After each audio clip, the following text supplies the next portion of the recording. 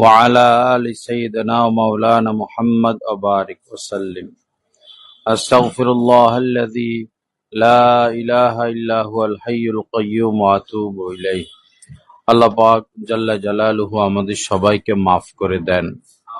আল্লাহ পাকের ভয়, আল্লাহ পাকের মহব্বত আমাদেরকে নসিব করে দেন। জাহান্নামের আগুন থেকে রক্ষা করে রব্বুল আলামিন আমাদের সবার জন্য জান্নাতুল ফেরদাউসের ফয়সালা করে দেন। আমার মা বোনেরা, দিন অনেক সহজ, আর দিন ও ইউসরুন। নবীজি বলেছেন যে দিন অনেক সহজ, অনেক সহজ। এমন যারা দিন মোতাবেক চলবে তাদের জীবনটাও হবে সহজ এবং সৌন্দর্যমণ্ডিত, নিরাপদ, আরামদায়ক, শান্তিময়। আর যারা দিন থেকে দূরে সরে যাবে, তো দিন ছাড়া আর যত কিছু রয়েছে সেগুলো তো কঠিন, এজন্য তাদের জীবনটাও হবে কঠিন, তাদের সংসার জীবন হবে কঠিন, স্বামীর সাথে কাটানো সময়গুলো হবে কঠিন, জমিনের উপরের সময়ও কঠিন, জমিনের নিচের সময়গুলোও কঠিন। এজন্য দিন মানা ছাড়া আর কোনো উপায় নাই, আর কোনো রাস্তা নাই। দিনই হচ্ছে আমাদের সুখ শান্তি, আরাম আয়েশ, সুন্দর জীবনের জন্য উত্তম পন্থা, উত্তম রাস্তা। রব্বুল আলামিন আমাদের সবাইকে দিন মোতাবেক চলার তৌফিক দান করেন। আমার মা বোনেরা, বহু মহিলা 30 বছর পর্যন্ত পিঠ বিছানায় লাগায় নাই, 30 বছর পর্যন্ত আল্লাহ পাকের ইবাদত বন্দিগি করে জীবন কাটাইয়া দিছেন। বহু মহিলা এমন ছিলেন যে রাতভর ইবাদত করতেন আর দিনের বেলায় সারাটা বছর রোজা রাখতেন, কোরআন তেলাওয়াত নিয়ে পড়ে থাকতেন, জিকির আজকার নিয়ে পড়ে থাকতেন। এই সময় এসে আমরা ঘর সংসার, ছেলে মেয়ে, স্বামী, দুনিয়া আখেরাত, পাক শাক, এগুলো নিয়ে আমরা ব্যস্ত হয়ে পড়েছি। অথচ নেককার মহিলারা ইবাদত নিয়ে ব্যস্ত থাকতেন, পাক শাক তারাও করতেন, স্বামীর খেদমত তারাও করতেন, ছেলে মেয়ে লালন পালন তারাও করতেন, কিন্তু তাদের মন পড়ে থাকতো আল্লাহর ইবাদতে। কখন ফারেক হবে আর আল্লাহর ইবাদতে মনোযোগী হবে, আল্লাহর ইবাদতের দিকে চলে যাবে। আর আমরা ইবাদতটাকে সংক্ষিপ্ত করেছি, আর ছেলে মেয়ে, ঘর সংসারকে মূল মাকসাদ বানিয়েছি। এজন্য আমাদের শান্তি আসে না, আমরা সুখ পাই না। সুখের পিছনে ঘুরি সত্য, কিন্তু সুখ আমাদের কপালে জুটে না। কারণ সুখ তো আল্লাহ পাক রেখেছেন দিনের পথে, সুখ রেখেছেন দিনের পথে। যার মধ্যে দিন যত বেশি, তার মধ্যে সুখ শান্তিও তত বেশি। দিন মোতাবেক চলার চেষ্টা করবেন। বর্তমান সময়ে যে মার্কেট আর মার্কেটিং, এটা কোনো মহিলার জন্য, দিনদার মহিলার জন্য শোভনীয় নয় যে সে মার্কেটে ঘুরবে আর মার্কেটিং করবে। কারণ দোকানগুলোতে পুরুষরা বেচা কিনা করে, দোকানগুলোতে বেচা কিনা পুরুষরা করে। আপনি গিয়ে পুরুষের সাথে তো কথা বলতে হবে, মুলামুলি করতে হবে, দর কষাকষি করতে হবে। তো এই কাজটা কেন আপনি করবেন? এটা তো আপনি আপনার স্বামীকে দায়িত্ব দিয়ে দিতে পারেন। আপনার যদি পোশাক পছন্দ না হয় আবার পরিবর্তন করে আনবেন, আবার পছন্দ হইল না আবার পরিবর্তন করে আনবেন। পরিবর্তনের নিয়ম তো আছে। তো বর্তমান সময়ে মা বোনদের এই মার্কেটে যাওয়া কোনোভাবেই উচিত না। বহু দোকানদার এমন যে দোকানের যে বয় কর্মচারী, তা জোয়ান মার্কা, সুন্দর সুঠাম দেহের অধিকারী, সুন্দর চেহারা, সুন্দর স্বাস্থ্য, এরকম লোক রাখে। তো কেন এরকম লোক রাখে? খবর নিয়ে পাওয়া গেল যে এরকম সুন্দর ছেলে বসাইলে মহিলারা বেশি ঢুকে দোকানে। সুন্দর ছেলেকে ক্যাশে বসাইলে, কাউন্টারে বসাইলে মহিলাদের আনাগোনা বেশি, মহিলারা সেখানে বেশি যায়। একজনে রেস্টুরেন্ট করলো, হোটেল করলো, তো দেখতে চায়নাদের মতো এরকম উপজাতি, এরকম ছেলে দুইটা আনছে, অনেক সুন্দর সুন্দর বয় এরা। হোটেল মেচিয়ার। পরে আমি তাকে বললাম যে এগুলোর কোথা থেকে বাইর করলেন আর কেনই বা আনলেন? বলল এরকম সুন্দর সুন্দর ছেলে না আনলে মেয়েরা আসে না, মহিলারা আসে না।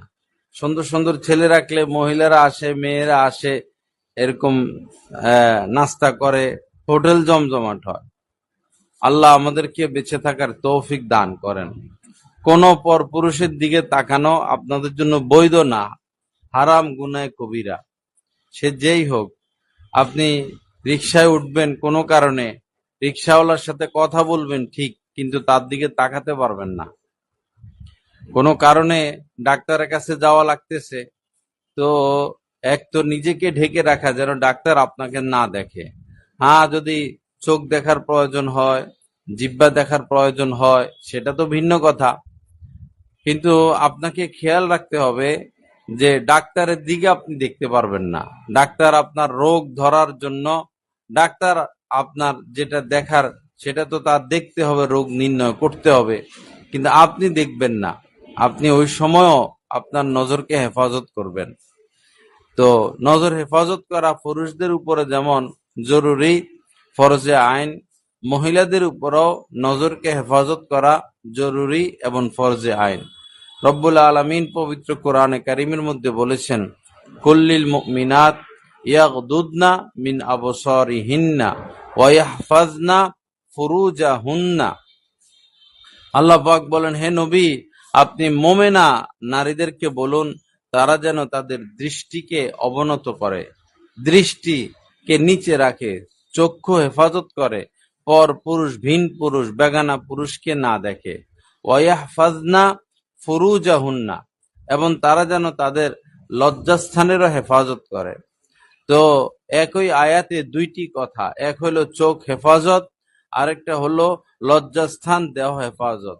তো এই আয়াত থেকে প্রমাণিত হয় যাদের চোখ হেফাজত থাকে না তাদের লজ্জাস্থানও হেফাজত থাকে না, আবার যাদের লজ্জাস্থান হেফাজত থাকে না তাদের চোখও হেফাজত থাকে না। আল্লাহ পাক জাল্লা জালালু আমাদেরকে মানার তৌফিক দান করেন। এজন্য এই সমস্ত অনুষ্ঠানে যাবেন না। কত বিয়ের অনুষ্ঠান হয়, ম্যারেজ ডে হয়, জন্মবার্ষিকী হয়, মৃত্যুবার্ষিকী হয়, খতনা অনুষ্ঠান হয়, এরপরে আরো যত অনুষ্ঠান, এই অনুষ্ঠানগুলোতে এখন যাওয়ার মতো কোনো পরিবেশ নাই। এই অনুষ্ঠানগুলোতে যাওয়ার মতো পরিবেশ নাই। অনুষ্ঠান যারা করে তারা বলে যে পর্দার ব্যবস্থা রয়েছে, আসলে মিথ্যা কথা। একটা মিথ্যা কথা বলে মানুষকে নেয় যে পর্দার ব্যবস্থা আছে। কিসের পর্দার ব্যবস্থা? পর্দার ব্যবস্থা থাকলেও তো সেই খানা যে আনে নেয় তারা তো পুরুষ, খানা আনা নেওয়া যারা করে তারা তো পুরুষ।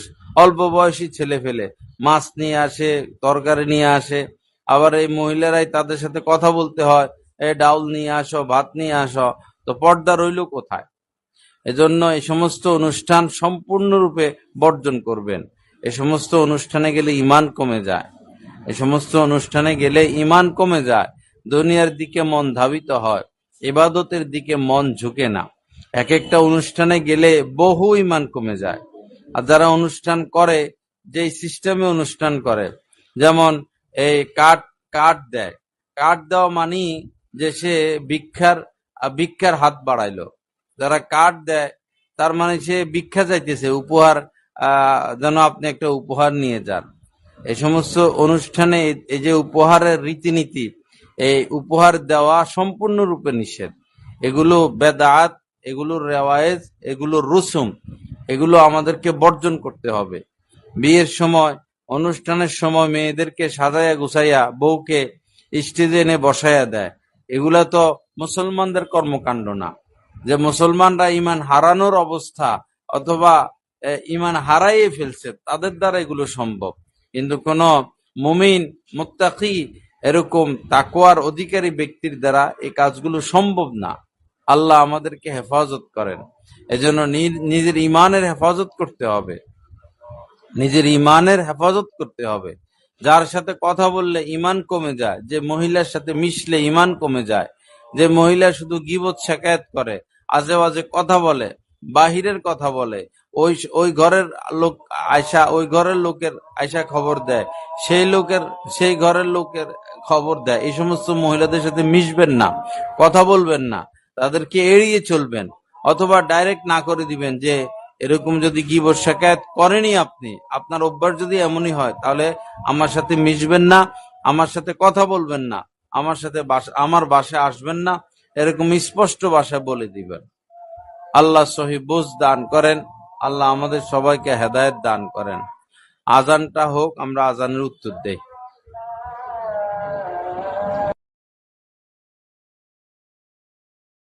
سيدنا مولانا محمد وعلى آل سيدنا مولانا محمد وبارك وسلم।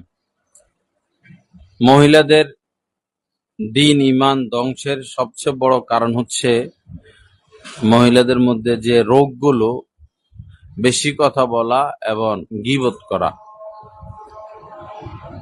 এবং অকৃতজ্ঞতা।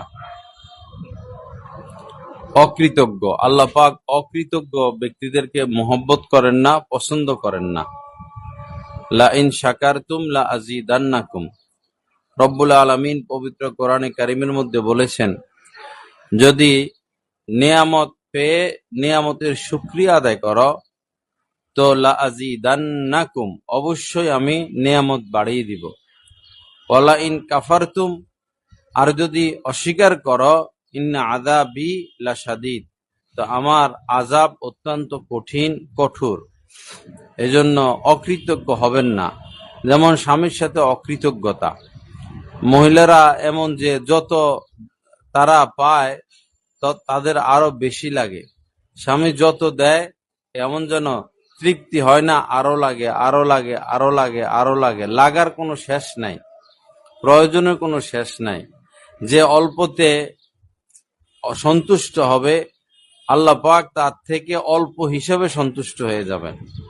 যার আয় রোজগার কম, যার সম্পদ কম, তার হিসাব সহজ, আর যার সম্পদ বেশি তার হিসাব বেশি। আল্লাহ রাসূল যখন মেরাজে গিয়েছিলেন, আপনারা তো জানেনই, নবীজি বলেছেন জাহান্নামে নারীদেরকে বেশি দেখেছি আর জান্নাতে গরিবদেরকে বেশি দেখেছি। অথচ আমাদের দেশে এখন কেউ গরিব হইতে রাজি নাই, কেউ গরিব থাকতে চায় না। যে যতটা ধনী হইল তার আরো সম্পদের দরকার, যে যতটা ধনী হইল তার আরো সম্পদের দরকার।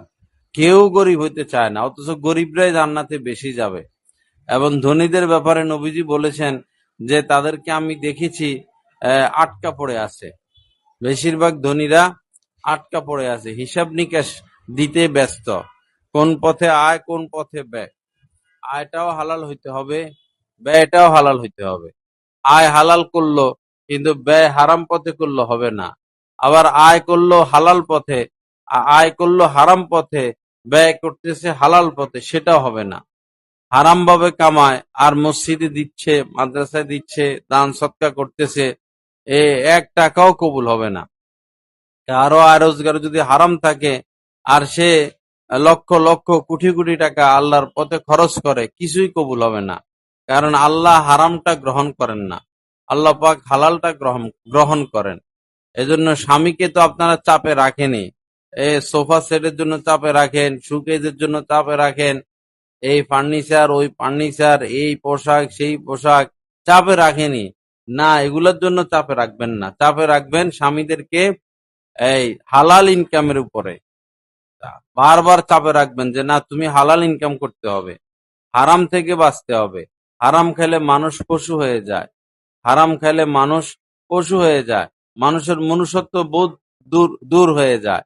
মানুষ সেই মনুষ্যত্ব হারিয়ে সে কি করে, কি বলে, কি শুনে, কোথায় যায়, সে তার নিজের মধ্যে কোনো ব্যালেন্স থাকে না।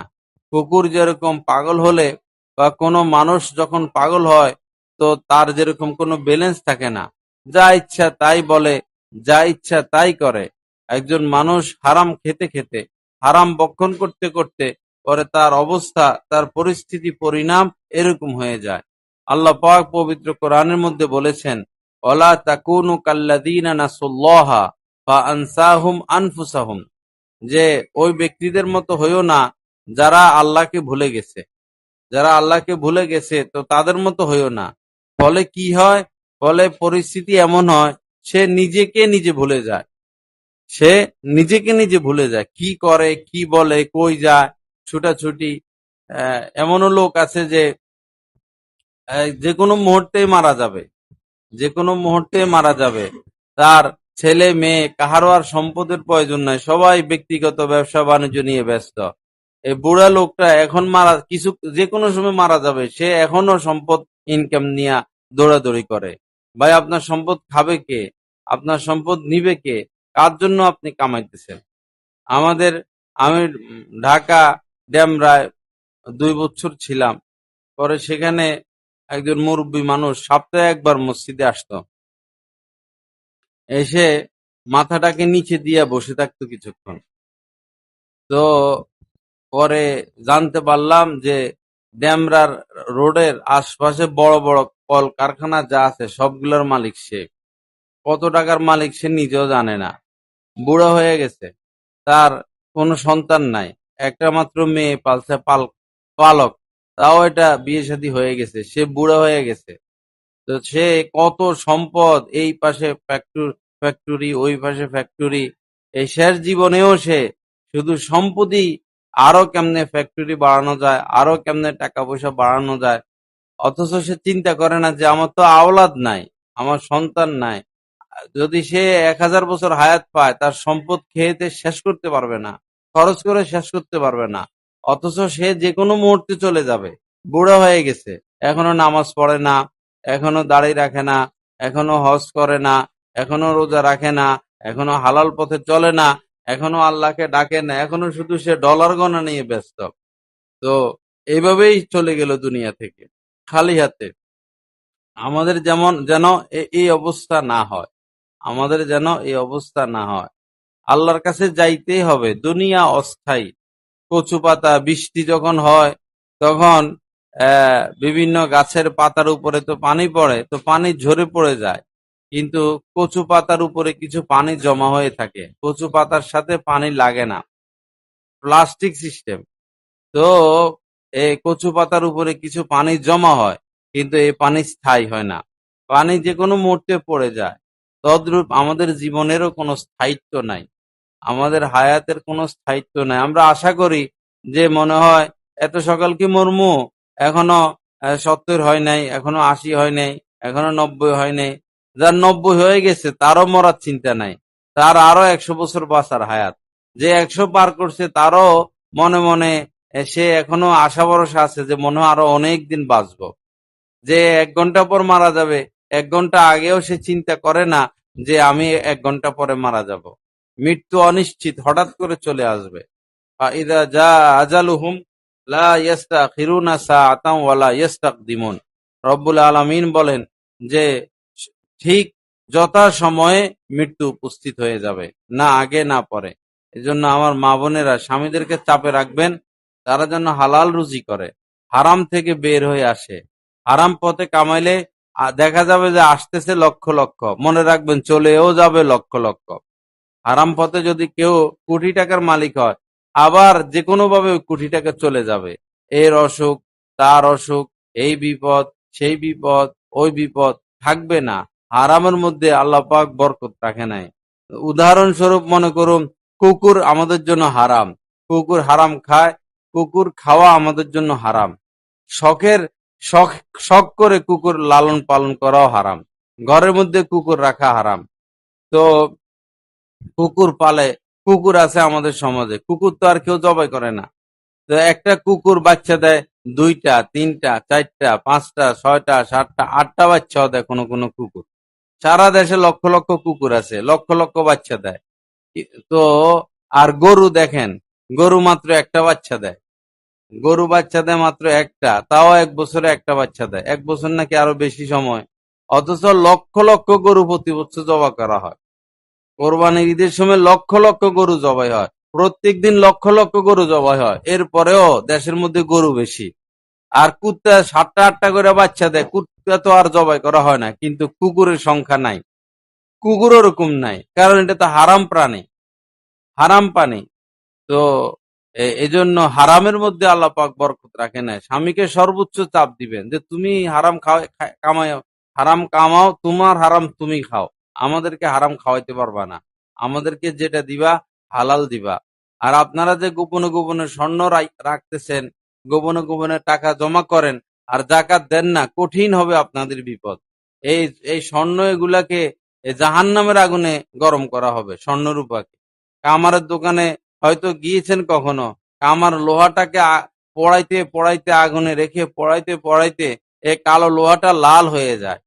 কামারে ওই লোহাটা আগুনে পড়াইতে পড়াইতে কয়লার মধ্যে লাল হইয়া যায়, পরে এই লোহাটারে পিটা শুরু করে।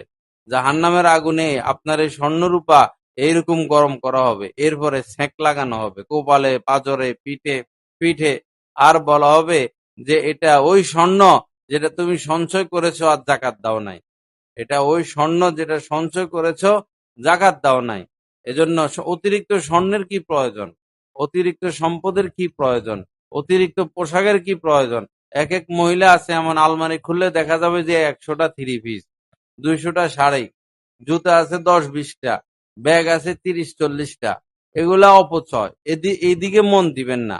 ব্যাগ একটা থাকলে হয়, জুতা 2 জোড়া থাকলে হয়, কানের দুল 1 জোড়া থাকলে হয়, চুড়ি 2টা থাকলে হয়, গলার চেন একটা থাকলে হয়। এর বাড়তি কি প্রয়োজন? আল্লাহ রাসূলের স্ত্রীগণ দুনিয়ার শ্রেষ্ঠ নারী। আল্লাহ রাসূলের স্ত্রীগণদের কোনো স্বর্ণ ছিল না, কোনো গহনা ছিল না, ছোট ছোট ঘর, একদম ছোট ছোট ঘর, পিচ্ছি পিচ্ছি ঘর। তো তারা তো জান্নাতের রাজা, তারা জান্নাতের রাজা। আমরা দুনিয়াতে এই সম্পদের পিছনে মন লাগাই, না দুনিয়ার শান্তি পাবো না আখিরাতের শান্তি পাবো। আল্লাহ পাক সহি বুঝ দান করেন। যত কষ্ট হোক 5 ওয়াক্ত নামাজ পড়বেন, নামাজ যেন কোনোভাবে না ছুটে। 5 ওয়াক্ত নামাজ পড়বেন, স্বামীদেরকে নামাজ পড়াবেন। অনেক সময় দেখা যায় যে স্বামীরা অলস, নামাজ পড়তে চায় না, তো বুঝাইয়া সামজাইয়া খাতির লাগাইয়া তাদেরকে নামাজি বানাবেন, তাদেরকে কোনো আল্লাহ সোহবতে পাঠাবেন, তাদেরকে দাঁড়িয়ে রাখতে বলবেন, তাদেরকে কোরআন তেলাওয়াত করতে বলবেন, ভালো কোনো মসজিদে গিয়ে জুমা পড়তে বলবেন। আপনার স্বামী যদি নামাজি হয়, আলেমদের সাথে উঠা বসা করে, তো আপনার স্বামী আপনার সাথে ভালো আচরণ করবে, ভালো ব্যবহার করবে। আর স্বামী যদি নষ্টভ্রষ্ট হয়, নামাজ না পড়ে, মসজিদমুখী না হয়, আলেমুল আমাদের সোহবতে উঠা বসা না করে, তো দেখবেন একসময় আপনার স্বামী গাঁজা খাচ্ছে, মদ খাচ্ছে, হিরোইন খাচ্ছে, অন্য নারী নিয়ে চলাফেরা করে। স্বামী দিনদার হইলে অন্য নারীর সাথে সে উঠা বসা করবে না, সে পর্দা করবে। আর স্বামী যদি দিনদার না হয়, বদকার হয়, অবশ্যই সে ভিন্ন নারীর সাথে উঠা বসা করবে। মা বোনদের বুঝ কম, বুঝে না। অনেক মহিলা আছে স্বামীরে নামাজ পড়তে দেয় না, সন্তানকে নামাজ পড়তে দেয় না, কোরআন পড়তে দেয় না, মানে শুধু আমোদ প্রমোদ নিয়ে ব্যস্ত। মনে রাখবেন যে স্বামী দিন থেকে দূরে, এই স্বামী আপনার সাথে বেশি দিন থাকবে না। আপনার সাথে আছে সত্য, কিন্তু গোপনে গোপনে অন্য মহিলার সাথে সে সম্পর্ক রাখে, অন্য মহিলার সাথে আসা যাওয়া রাখে। কারণ আপনার স্বামী তো আল্লাহকে ভয় করে না। এই জন্য স্বামীদেরকে চেষ্টা করবেন, বুঝাবেন যেন তাদের মধ্যে দিন আসে। হাদিস শরীফের মধ্যে এসেছে যে ওই নারীর উপরে আল্লাহ সন্তুষ্ট হয়ে যান, ও মহিলার উপরে আল্লাহ পাক সন্তুষ্ট হয়ে যান যে মহিলা যে এরকম শেষ রাত্রে উঠে উঠে উত্তম ভাবে উত্তম রূপে অজু করে, তাহাজ্জুদ পড়ে, আর স্বামীকে জাগিয়ে দেয়। স্বামী উঠতে চায় না, তো স্বামীর মুখে পানি ছিটিয়ে দেয়, অথবা যে কোনো কায়দায় স্বামীকে জাগিয়ে তোলে, স্বামীও নামাজ পড়ে। তো এই মহিলার উপরে আল্লাহ পাক সন্তুষ্ট হয়ে যান। আল্লাহ পাক জাল্লে জালালু আমাদের সবাইকে মাফ করেন, আল্লাহ পাক সহি বুঝ দান করেন। তো আমার মা বোনেরা, শান্তির দিনের মধ্যে আপনার মেয়ে আছে, মেয়েটাকে এখন থেকে তাকে হেফাজতে রাখার চেষ্টা করবেন। এখন থেকে তাকে হিজাব পরাবেন, এখন থেকে তাকে পায়জামা পরাবেন, এবং তার চাচতো ভাই, খালতো ভাই, মামতো ভাই, জ্যাঠতো ভাই, যাদের সাথে ভবিষ্যতে তার পর্দা করতে হবে, এরকম ছেলেদের কাছে আপনাদের মেয়েদের কোলে দিবেন না, খেলতে দিবেন না, আদর করতে দিবেন না। উঠতি বয়সের ছেলে পেলে যারা, এদের মাথা ঠিক নাই, মোবাইলে আজে বাজে জিনিস দেখে এদের রুচি নষ্ট হয়ে গেছে। এখন আপনার মেয়ে 7-8 বছরের মেয়ে, হোক আরো ছোট, হোক আরো বড়, যদি তার চাচাতো ভাইয়ের কোলে উঠে চাচাতো ভাইয়ের সাথে খেলে, তো হইতে পারে তার এই চাচাতো ভাই তার দ্বারা আহ অবৈধ স্বাদ গ্রহণ করে, শাহওয়াত গ্রহণ করে সে। এজন্য আমাদের ওলামায়ে কেরাম বলেন যে মেয়েদেরকে এমন ছেলেদের কোলে না দেওয়া যাদের সাথে এক পর্যায়ে তার পর্দা করতে হবে। কারণ কার মনে কি আছে সেটা তো আমরা জানি না, আল্লাহ পাকই জানে। আল্লাহ আমাদেরকে হেফাজত করেন। মেয়েদেরকে এমন প্রতিষ্ঠানে পড়াবেন না যেখানে ছেলেরা আছে, পাশাপাশি ছেলে মেয়ে পড়ে। এই সমস্ত প্রতিষ্ঠানে পড়ানো হারাম, গুনাহে কবিরা। এই সমস্ত প্রতিষ্ঠানে পড়লে চরিত্র ঠিক থাকে না। যে সমস্ত স্কুল কলেজ সহশিক্ষা, এগুলোতে পড়ানো সম্পূর্ণরূপে হারাম, সম্পূর্ণরূপে গুনাহে কবিরা, সম্পূর্ণরূপে হারাম। এই সমস্ত স্কুল কলেজে পড়লে ছেলেদেরও চরিত্র ঠিক থাকে না, মেয়েদেরও চরিত্র ঠিক থাকে না। এখানে শুধু দেখা দেখি, কুদৃষ্টি, এরকম আলাপ আলোচনা এবং অবৈধ সম্পর্ক, অবৈধ কর্মই বেশিরভাগ হয়ে থাকে। স্কুলে যদি পড়াইতে হয়, এমন স্কুলে পড়ান যেখানে মেয়ে নাই। আর আপনার মেয়েকে পড়াবেন, এমন স্কুলে পড়ান যেখানে ছেলে নাই। আর এরকম প্রতিষ্ঠান যদি সমাজে না থাকে, তাহলে প্রতিষ্ঠান আপনারা করেন সবাই মিলা, যে এরকম প্রতিষ্ঠান হোক, স্কুলই হোক, কিন্তু শুধু ছেলেরা পড়বে, স্কুলই হোক শুধু মেয়েরা পড়বে। এবং মেয়েদেরকে এই ভার্সিটিতে, ঢাকা শহরে ভার্সিটিতে পাঠাইয়া দেয়, চট্টগ্রাম ভার্সিটিতে পাঠাইয়া দেয়। আর এই উঠতি বয়সের এই সমস্ত মেয়ের বয়স হয়ে যায় 18, 20, 22, 23। এই মেয়েরা সেখানে গিয়ে নিজেকে কিভাবে কন্ট্রোল করে। বিভিন্ন ভার্সিটিতে পড়ে এরকম ছেলেরা আমার সাথে সম্পর্ক রাখে। তারা আমাকে বলে যে খুব খারাপ পরিস্থিতি, ছেলেদের থেকে মেয়েরা বেশি খারাপ। সন্ধ্যা হয়ে গেলে হল থেকে বাইর হয়ে যায়, বাগানে বাগানে ঘুরে, শুধু আলতু ফালতু কাজ নিয়ে তারা ব্যস্ত। মা বাবা তো খুশি, আমার মেয়ে উচ্চ ডিগ্রি নিয়ে আসতেছে। আসলে পাপের ডিগ্রি নিয়ে আসতেছে, আসলে পাপের ডিগ্রি নিয়ে আসতেছে। এই সমস্ত ভার্সিটিতে যে সমস্ত মেয়েরা পড়ে, এরা পরে আর ঘর সংসার করতে পারে না। বাইরে বাইরে ঘুরার অভ্যাস, আলতু ফালতু ছেলেদের সাথে উঠা বসার অভ্যাস। স্বামী ভালো লাগে না, শ্বশুর ভালো লাগে না, শাশুড়ি ভালো লাগে না, শাশুড়ির শাসন ভালো লাগে না, শুধু বাইরে ঘুরে ভালো লাগে। এদেরকে ঘরে বৌমা হিসেবে না আনা। যদি আপনি আহ কোনো মাদ্রাসার ছাত্রীকে আপনার বৌমা হিসাবে না আনেন, তাহলে অন্তত 8-এ পড়ে, 9-এ পড়ে, মেট্রিকের নিচে এ ধরনের মেয়েদেরকে বিবাহ করাবেন আপনার ছেলেকে দিয়া। আপনার ছেলেকে বিবাহ করাবেন 8, 9, 10, 8, 9 পর্যন্ত। এর উপরে আর যাওয়ার চেষ্টা করবেন না। এগুলো আমি বলি আর কি, দুনিয়ার আর কেউ বলবে না। এগুলো খুব খেয়াল রাখবেন। উপরে উঠে গেছে, বস এদের চোখ উপরে চলে গেছে, এদের চিন্তা ভাবনা ভিন্ন হয়ে গেছে, এদের স্বভাব চরিত্র ভিন্ন দিকে চলে গেছে। নিজেদের মেয়েদেরকে এরকম এরকম বেশি উচ্চ শিক্ষায় শিক্ষিত না করা, তাদেরকে কাজ শিখাবেন, তাদেরকে নামাজ পড়া শিখাবেন, ঘর গোছানো শিখাবেন, মেহমান আপ্যায়ন করা শিখাবেন, এবং শাশুড়ির সাথে আচার ব্যবহার, শ্বশুরের সাথে আচার ব্যবহার, স্বামীর সাথে আচার ব্যবহার, এগুলো শিখাবেন, কোরআন শিখাবেন। আপনার মেয়েটা স্বামীর বাড়িতে গিয়ে সুখী হবে। আর ডিগ্রির পরে ডিগ্রি, ডিগ্রির পরে ডিগ্রি, পরে এই স্বামীর কথা শুনবে না, শ্বশুরের কথা শুনবে না, শাশুড়ির কথা শুনবে না, মা বাবার কথা শুনবে না। যারা বেশি ডিগ্রি নেয় এরা মা বাবার কথা শুনে না। এরপরে হয়তো সে চাকরি করবে। সংসার জীবনে যারা চাকরি করে এদের সংসার হয় না। যে মেয়েরা চাকরি করে এদের সংসার হয় না। এদের ছেলে মেয়ে অমানুষ হয়ে যায়। এরা এদের ছেলে মেয়ে পশু হয়ে যায়। এরা স্বামীর সুখ পায় না, সংসারের সুখ পায় না, এরা পারিবারিক শান্তিটা পায় না, শুধু টাকা কামানো শিখছে। আর সে চাকরি করতে গিয়ে পরপুরুষের সাথে উঠা বসা, পরপুরুষের সাথে গল্প, পরপুরুষ ভালো লাগে, স্বামী ভালো লাগে না। তো এদের দুনিয়াও বরবাদ, এদের আখেরাতও বরবাদ। আল্লাহ পাক সহি বুঝ দান করেন, আল্লাহ পাক আমাদেরকে হেফাজত করেন। তো যে কোনো ধরনের অনুষ্ঠান, যে অনুষ্ঠানগুলো ভৈরবে হয় আমি তো দেখি, এগুলো শরীয়ত সম্মত অনুষ্ঠান না। অনুষ্ঠানে নেওয়ার আগে বলে যে পর্দার ব্যবস্থা, পর্দার ব্যবস্থা। আসলে একটা মিথ্যা কথা। কিসের পর্দার ব্যবস্থা? পর্দার ব্যবস্থা থাকলেও সেই পুরুষরা এসে তো খানা দেয়, পুরুষরা মুরগের রোস্ট নিয়ে আসে, পুরুষরা ভাত নিয়ে আসে। মহিলারা কি আর ভাত নিয়ে আসে? তো এই পুরুষদের সাথে তো দেখা সাক্ষাৎ হয়ে গেল। অথবা একই হল, ঢুকতে পুরুষ, বাইর হইতে পুরুষ। এই সমস্ত অনুষ্ঠানে যাওয়া মহিলাদের জন্য কোনোভাবে বৈধ না। মেয়ে বিবাহ দিবেন, এমন ছেলে বিয়ের দিন মেয়ের বাড়িতে মেয়ের পক্ষ থেকে খাওয়া দাওয়ার অনুষ্ঠান শরীয়তে নিষেধ। মেয়েদের কোনো অনুষ্ঠান নাই, অনুষ্ঠান ছেলে করবে। ছেলের যদি যোগ্যতা থাকে ছেলে আকিকা করবে, আউলি মলাও বিশাতিন, ছেলে অলিমা করবে। নবীজি বলছেন একটা বকরি হলেও অলিমা করো, এটা ছেলের দায়িত্ব। মেয়ের বাড়িতে কোনো অনুষ্ঠান নাই। হলদি মিন্দি করে, এখানে নাচানাচি, এখানে অশ্লীলতা, এখানে গুনাহ। হলদি মিন্দি অনুষ্ঠান এক তো করাই যাবে না, হারাম। এবং কোনো হলদি মিন্দি অনুষ্ঠান, গায়ে হলুদ অনুষ্ঠানে যাওয়া যাবে না। এগুলো শরীয়ত সম্মত না। এই ছবি তুলতে থাকে, এই ভিডিও করতে থাকে, আরো কত রং তামাশা। শরীয়ত মানবেন না, কোরআন হাদিস মানবেন না, বিপদে পড়বেন। আমাদের দায়িত্ব বলে দেওয়া, আমরা বলে দিচ্ছি, মানার ব্যাপার আপনার। মানলে শান্তি পাবেন, না মানলে অশান্তির আগুনে জ্বলতে থাকবেন, কাহারও কিছু করার নাই। আল্লাহ পাক সহি বুঝ দান করেন। আল্লাহ পাক আমাদেরকে কোরআন হাদিস মোতাবেক চলার তৌফিক দান করেন। আমার মা বোনেরা সবসময় আল্লাহকে ভয় করবেন।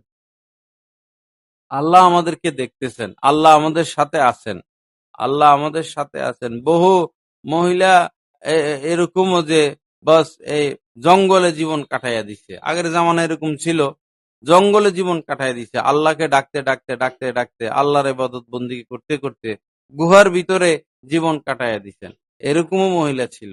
এজন্য বাস আল্লাহকে ডাকা, হ্যাঁ আল্লাহকে ডাকা, আল্লাহর হয়ে থাকা, নবীজির সুন্নত মোতাবেক চলা, নবীজির সুন্নত মোতাবেক চলা, নবীজির সুন্নত বর্জন না করা, ভালো মহিলাদের সাথে উঠা বসা করা, ভালো মহিলাদের সাথে যোগাযোগ করা, খারাপ মহিলাদের সাথে যোগাযোগ কেটে দেওয়া, খারাপ মহিলাদের সাথে উঠা বসা না করা, খারাপ মহিলাদের সাথে সম্পর্ক না রাখা। যে মহিলা বেশি কথা বলে, যে মহিলা গীবত করে, যে মহিলা ফেসবুক চালায়, ওই মহিলার সাথে উঠা বসা করবেন না। ফেসবুক চালানো মহিলাদের জন্য কোনোভাবে জায়েজ নাই। ফেসবুক চালানো কোনো মহিলাদের জন্য জায়েজ নাই। মহিলারাও এখন খারাপ জিনিস দেখতে অভ্যস্ত হয়ে গেছে, তাদেরও এরকম নজর খারাপ হয়ে গেছে, দিল খারাপ হয়ে গেছে। ছেলে মেয়েদেরও একই অবস্থা। আল্লাহ আমাদের সবাইকে পাপের কর্ম বর্জন করার তৌফিক দান করেন। আল্লাহ এরপরে যে মোবাইলে বিবাহ এটা শয়তানি বিবাহ, এটা মনে রাখবেন। মোবাইলে বিবাহ শয়তানি বিবাহ। মোবাইলে বিবাহের মধ্যে ঘুমর আছে, হয় ছেলের মধ্যে সমস্যা অথবা মেয়ের মধ্যে সমস্যা। এই সমস্যাওয়ালা বিয়েগুলোই তাড়াহুড়া করে মোবাইলের মধ্যে হয়। যেই সিস্টেমে আমাদের দেশে মোবাইলে বিবাহ হয়, এই সিস্টেমে বিবাহ হয় না, এই সিস্টেমে বিবাহ হয় না। পরে এরা ঘর সংসার করে, এদের সন্তানগুলো হবে জারজ, আর এদের 24 ঘন্টা এদের জিনার গুনাহ হইতে থাকে। মোবাইলের বিবাহ মানে শয়তানি বিবাহ। কখনো মোবাইলের বিয়ের দিকে অগ্রসর হবেন না। ছেলে আসুক, ছেলেকে দেখেন, মেয়ে আসুক, মেয়েকে তারা দেখুক, আপনারা ছেলে দেখেন, ছেলেওয়ালারা মেয়ে দেখুক, উভয় পক্ষ খোঁজ খবর নেক। শুধু ছেলে ইটালি থাকে, শুধু ছেলে আমেরিকা থাকে আর পাগল হয়ে গেছেন, তো আমেরিকার কাছে বিবাহ দিয়ে দেন ডাইরেক্ট। আর ডোনাল্ড ট্রাম্প তো কোটি কোটি টাকার মালিক, এর কাছে বিবাহ দেন। যেহেতু টাকার জন্য পাগলে হয়েছে, কোটি টাকার কাছে বিবাহ দেন, ব্যাংকের কাছে বিবাহ দেন। টাকা সুখ দিতে পারে না। একটা ছেলে তার চরিত্র ভালো থাকতে হবে, স্বভাব ভালো থাকতে হবে। যাদের টাকা বেশি এরা স্ত্রীর সাথে থাকে না, এরা মদের বোতল নিয়ে থাকে, এরা নায়িকা নিয়ে থাকে, এরা গায়িকা নিয়ে থাকে। আপনার মেয়ের কোনো আত্মা বাত্তা আছে তার কাছে? মধ্যবিত্ত ছেলে ভালো, মধ্যবিত্ত, বেশি ধনী হওয়া ঠিক না, বেশি গরিবও ঠিক না, মধ্যপন্থা ভালো। বেশি ধনী হইতে হইতে পরে বুড়া হয়, পরে ময়রা পরে আগুনে জ্বলে। সম্পদের লোভ জীবনে কখনো অন্তর থেকে যাবে না। আল্লাহ আমাদেরকে বাঁচার তৌফিক দান করেন। আল্লাহ পাক গুনাহমুক্ত জিন্দিগি নসিব করেন। মোবাইলের বিবাহের দিকে কখনো অগ্রসর হবেন না। যে না ছেলে আসুক, আমরা ছেলে দেখি, মেয়েকে দেখি, ছেলের স্বভাব চরিত্র দেখার দরকার আছে, উঠা বসা দেখার দরকার আছে, তাই সে নামাজ পড়ে কিনা, সে নামাজের প্রতি আগ্রহ আছে কিনা, এগুলো দেখার বিষয় আছে। আল্লাহ আমাদের সবাইকে সহি বুঝ দান করেন। আল্লাহ পাক আমাদেরকে মাফ করেন। আল্লাহ পাক হেদায়েতে কামেলা নসিব করেন। তো সেই শুরুর থেকে কথাগুলো স্মরণে রাখার চেষ্টা করবেন। ঘরের মধ্যে কিছুক্ষণ তালিমের চেষ্টা করবেন। ভিডিও কোনো বয়ান শুনবেন না। ভিডিও বয়ান যেগুলো ইউটিউবে পাওয়া যায়, ফেসবুকে পাওয়া যায়, এদের বয়ান শুনবেন না। কারণ ছবি তোলা হারাম। যারা ছবি তোলার কাজে লিপ্ত তারা তো কবিরা গুনায় লিপ্ত। তাদের কি অধিকার আছে বয়ান করার? আর তাদের বয়ান শুনলে আপনাদের কি আর ফায়দা হবে? আর এরা পরপুরুষের দিকে তাকানো হারাম। সে যত বড় আল্লামা হোক, সে যেই হোক, আর তাকে আপনি দেখতে পারবেন না। তাকে দেখা সম্পূর্ণরূপে হারাম। আর তার কণ্ঠ যদি আকর্ষণীয় হয়, কণ্ঠ শুনলে যদি ভিতরে অশ্বাসা আসে, আকর্ষণ আসে, তো কণ্ঠ শোনা যাবে না, অডিও শোনা যাবে না। ছেলেফেলেরা অনেক গজল গায়, তো এই অল্প বয়সী যদি এদের চেহারা এবং এদের গজল শুনলে আকর্ষণ সৃষ্টি হয়, তখন তাদের গজলও না শোনা, তাদের তেলাওয়াতও না শোনা। এই সমস্ত ব্যাপারে খেয়াল রাখা লাগবে। তাকওয়া হচ্ছে সবচেয়ে বড় সম্পদ, সবচেয়ে বড় সম্পদ তাকওয়া। যে তাকওয়া হাসিল করছে, যে তাকওয়া অর্জন করছে, সে সবচেয়ে বড় সম্পদ অর্জন করলো। আর যার তাকওয়া নাই তার কিছুই নেই। কানের দুল আছে 10-12টা, তো কানের দুল দিয়ে কি করবেন? বসে বসে খান, মরার পরে হাতের মুঠে করে কাফনের ভিতরে কোয়েন যে 10 জোড়া কানের দুল ছিল, কাফনের ভিতরে কান দুলেগুলো দিয়ে দিও। তো কবরে যাইতে নিয়ে যান কানের দুলেগুলা। ব্যাগ আছে 10-12টা, জুতা আছে 15-20টা, আলমারির মধ্যে থ্রি পিস রেখে দিছে 100-200টা, কাপড় 200-300টা। এগুলা খোলে আর দেখে, খোলে আর দেখে। এগুলা দিয়ে কি করবেন? এগুলা দিয়ে কি করবেন? এগুলা মনের শয়তানি। আপনি আজকে মরলে এগুলার মালিক আরেকজন হয়ে যাবে। আপনি আজকে মারা গেলে আপনার ওয়ার্ডরোবের মালিক আরেকজন হয়ে যাবে। আপনার সম্পদের মালিক আরেকজন হয়ে যাবে। আপনি শুধু নেকের মালিক হবেন, সওয়াবগুলোর মালিক হবেন। ভালো কাজ যতটুকু করছেন অতটুকু আপনার। আর যা কামাইছেন সম্পদ, এগুলো পর, এগুলো কিছুই আপনার না। তো যেটা নিজের, সেদিকে অগ্রসর হওয়ার চেষ্টা করা। আল্লাহ পাক জাল্লে জালালু আমাদের সবাইকে মাফ করে দেন। আল্লাহ পাক এই কথাগুলোর উপর আমলের তৌফিক দান করেন। আল্লাহ পাক এই মজলিসকে পরিপূর্ণভাবে কবুল করেন। ওয়াখিরু দাওয়ানা আলহামদুলিল্লাহি রাব্বিল আলামিন ওয়া সাল্লাল্লাহু আলা নবিয়িল কারীম। লা ইলাহা ইল্লাল্লাহ। আমাদের একটা মাদ্রাসা আছে, জামালুস সুন্নাহ মাদ্রাসা, গাছতলা ঘাট। তো সেখানে আজীবন সদস্য হওয়ার একটা সুযোগ রয়েছে। আজীবন সদস্য। আজীবন সদস্য হওয়ার ফায়দা হলো এখানে যত আমল হবে, তেলাওয়াত হবে, আপনি এটার একটা অংশ পেয়ে যাবেন এবং মৃত্যুর পরও পেতে থাকবেন। তো আজীবন সদস্য মানে হলো আপনি মাদ্রাসার সদস্য হবেন এইভাবে যে বছরে একটা দান করবেন। সেটা 10,000 টাকা হোক, 20,000 টাকা হোক, 5,000 টাকা হোক, বছরে একটা দান করবেন। এই দানের মাধ্যমে আপনি আজীবন সদস্য হিসাবে থাকবেন। মাদ্রাসার রেজিস্ট্রি খাতে আপনার নাম থাকবে এবং আপনাকে মাদ্রাসার পক্ষ থেকে একটা কার্ড দেওয়া হবে। এই কার্ডটা আপনি ঘরে হেফাজতে রাখবেন। তো ইনশাল্লাহ আগামী আগামী মাসিক ইজতিমায় আপনাদেরকে ফরম দেওয়া হবে এবং আপনারা ফরম পূরণ করে জমা দিবেন এবং এই একটা অনুষ্ঠান করা হয়। একটা অনুষ্ঠান সম্ভবত আগামী মাসের 23 তারিখে পড়বে অনুষ্ঠানটা। আগামী মাসের 23 তারিখ রবিবার। ওই দিন অনুষ্ঠানটা হবে। তো যারা আমাদের এখানে আজীবন সদস্য হবেন, যারা ফরম সংগ্রহ করবেন এবং কত টাকা বছরে দিবেন এটাও উল্লেখ করবেন, নিজের নাম, ঠিকানা, স্বামীর মোবাইল নাম্বারটাও দিয়ে দিবেন। আল্লাহ পাক আমাদেরকে দ্বীনী প্রতিষ্ঠানের সাথে লেগে থাকার তৌফিক দান করেন। ফরম আনছো? ফরম সাথে আছে। যারা সদস্য হবেন ফরম নিয়ে যাবেন। আগামী মাসে যখন আবার আসবেন, তো আসতে ফরমটা নিয়ে আসবেন, অথবা আমাদের সজীব ভাইয়ের বাসায় ফরমটা পৌঁছায় দিলেও আমরা পেয়ে যাব। যারা বয়ান শুনেন নিয়মিত সবাই সদস্য হওয়ার চেষ্টা করবেন এবং আপনাদের আত্মীয় স্বজন যারা আছে তাদেরকেও সদস্য বানাবেন। প্রয়োজনে ঘরের সবাই যেন সদস্য হয়। সর্বনিম্ন হচ্ছে 2,000 টাকা। তো ঘরে যদি 5 জন সদস্য হয়, 500 জন সদস্য হইতে পারে।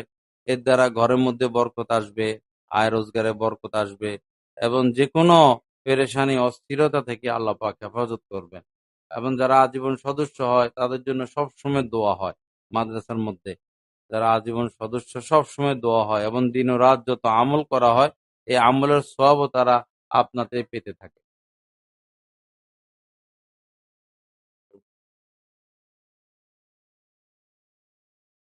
লা ইলাহা ইল্লাল্লাহ। তো ফরম দেওয়া হয়েছে, যারা সদস্য হবেন ফরম নিয়ে যাবেন। প্রয়োজনে ফরম বেশিও নিতে পারেন। আপনার কোনো আত্মীয় স্বজন থাকলে 2টা ফরম নিলেন, 5টা নিলেন, 10টা নিলেন, অসুবিধা নাই। সবাইকে সদস্য বানাইলেন, সবাই সদস্য হইল। ঘরের এমনও আছে পরিবার যে ঘরের সবাই সদস্য। আমাদের জামাল সুন্নাহ মাদ্রাসার এমনও আছে যে ঘরের সবাই সদস্য। 3 ছেলে, 3ও ছেলে সদস্য, 2 মেয়ে, দোনো মেয়ে সদস্য, স্বামীও সদস্য, স্ত্রীর সদস্য, শ্বশুর শাশুড়ির সদস্য। অল্প অল্প দিয়ে সদস্য হয়। যাই হোক, তারপরও তো বরকত, যে আল্লাহর কাছে বলা যাবে যে আমরা একটা মাদ্রাসার আজীবন সদস্য। আল্লাহ পাক আমাদেরকে তৌফিক দান করে। বয়ান শেষ হয়ে গেছে, এখন আর আইসা লাভ কি? এখন তো খানার টাইম।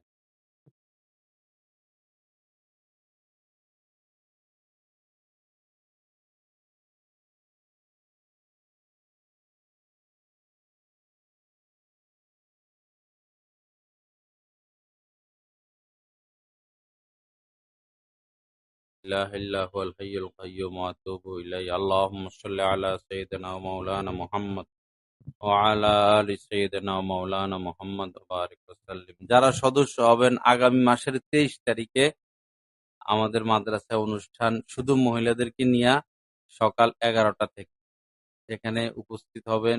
সেখানে কিছু বয়ান হবে, নসিহত হবে, দোয়া মোনাজাত হবে এবং যারা সদস্য হবে তাদের খাবারেরও সেখানে ব্যবস্থা থাকবে। নিজেরাও সদস্য হবেন এবং আত্মীয় স্বজনকেও সদস্য বানানোর ফিকির করবেন। আলহামদুলিল্লাহ অনেক মহিলা আমাদের সদস্য আছে, মনে হয় 200-র উপরে মহিলা আছে আমাদের সদস্য। এবং মহিলারা একজন সদস্য হয়ে আরো 2জন বানায়, যে আমি সদস্য হয়েছি, আমার মেয়েকে বানায়, আমার বোনকে বানায়, আমার বান্ধবীকে বানায়, ফরম নিয়ে যায় এবং সদস্য বানায়। তো ফরমের মধ্যে ঠিকানাটা সুন্দর করে লিখবেন যেন আমরা পরবর্তীতে যোগাযোগ করতে পারি। বানানগুলো শুদ্ধ করে লিখবেন। তখন একটা কার্ড মাদ্রাসার পক্ষ থেকে আপনাদেরকে দেওয়া হবে আপনার নাম ঠিকানা সহ। এটা ঘরের মধ্যে হেফাজতে রাখবেন। লা ইলাহা ইল্লাল্লাহ, আলহামদুলিল্লাহি রাব্বিল আলামিন, আসসালাতু ওয়াসসালামু আলা সাইয়্যিদিল মুরসালিন ওয়া আলা আলিহি ওয়া আসহাবিহি আজমাইন। রব্বানা যালামনা আনফুসানা ওয়া ইল্লাম তাগফির লানা ওয়া তারহামনা লানাকুনান্না মিনাল খাসিরিন। রব্বিগফির ওয়ারহাম ওয়া আনতা খায়রুর রাহিমিন। রব্বিগফির ওয়ারহাম ওয়া আনতা খায়রুর রাহিমিন। আল্লাহ আপনি আমাদেরকে মাফ করে দেন। আল্লাহ আমাদের গুনাহগুলো মাফ করে দেন। আমাদের সীমা লঙ্ঘন মাফ করে দেন। আমাদের জুলুম অবিচার মাফ করে দেন। আল্লাহ দিন থেকে ছিটকে পড়া থেকে আমাদেরকে হেফাজত করেন। আল্লাহ ঈমান হারা হওয়া থেকে হেফাজত করেন। কত নামাজি ঈমান হারা হয়ে যায়, কত দিনদার ঈমান হারা হয়ে যায়, কত আলেম মানুষ দেখা যায়, আলেম মানুষ দাওরা হাদিস পাস তারাও এরকম ঈমান হারা হয়ে যায়। আয় আল্লাহ আমাদেরকে ঈমান হারা হওয়া থেকে হেফাজত করিয়েন। আল্লাহ দিন হারা হওয়া থেকে হেফাজত করিয়েন। আমাদের স্ত্রী সন্তান সবাইকে এরকম এরকম নাস্তিক হওয়া, দিন হারা থেকে, দিন দিন থেকে ছিটকে পড়া থেকে আপনি হেফাজত করিয়েন। আল্লাহ আজকের এই বয়ানকে আপনি কবুল করেন। যত মা বোনেরা এখানে এসেছেন সবাইকে আপনি ইসলাহ নসিব করেন। সবাইকে গুনাহ থেকে বেঁচে থাকার তৌফিক দিয়া দেন। আল্লাহ আমাদের মাদ্রাসা জামালুস সুন্নাহকে কবুল করেন। আমাদের সবাইকে সেখানে সদস্য হওয়ার তৌফিক দান করেন। সদস্য সম্মেলনকে আপনি কবুল করেন। আয় আল্লাহ এই ঘরের মধ্যে আপনি বরকত দিয়া দেন। ঘরের যত মানুষ দুনিয়া থেকে বিদায় নিয়েছেন সকলের কবরকে নূর দ্বারা ভরপুর করে দেন।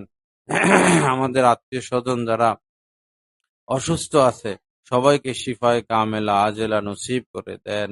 আল্লাহ আমাদের আত্মীয় স্বজন, বন্ধু বান্ধব, মুহিব্বিন, মুতাআল্লিকিন, দোস্ত হাবাব যারা দুনিয়া থেকে বিদায় নিয়েছেন আল্লাহ তাদেরকে আপনি মাফ করে দেন।